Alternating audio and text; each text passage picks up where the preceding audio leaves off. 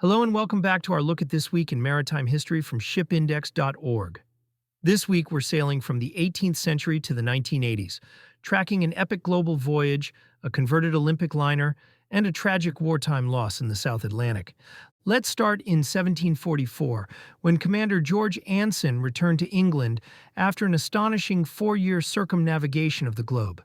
He'd left with 8 ships and nearly 2,000 men, most of them aging or infirm, and came back with just 1 ship and only about 10% of his crew.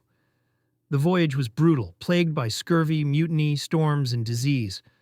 But Anson returned a hero, thanks to a captured Spanish treasure galleon carrying what would be tens of millions of dollars today in gold and silver.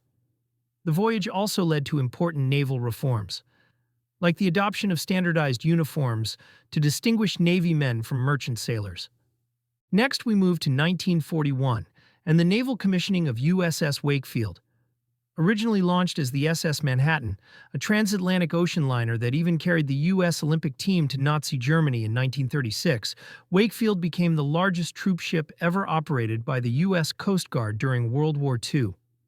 The ship suffered a devastating fire on a convoy crossing and was nearly written off. But after a dramatic tow from Halifax to Boston, she was rebuilt from the waterline up.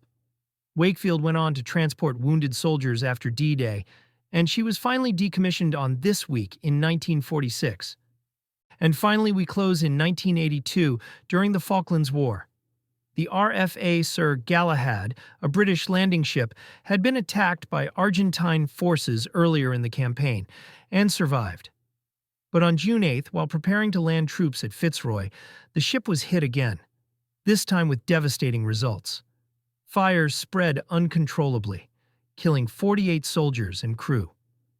On June 21st, the wreck was formally scuttled by HMS Onyx, and the site is now recognized as an official war grave.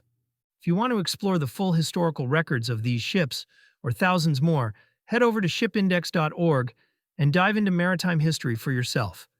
We'll see you next time.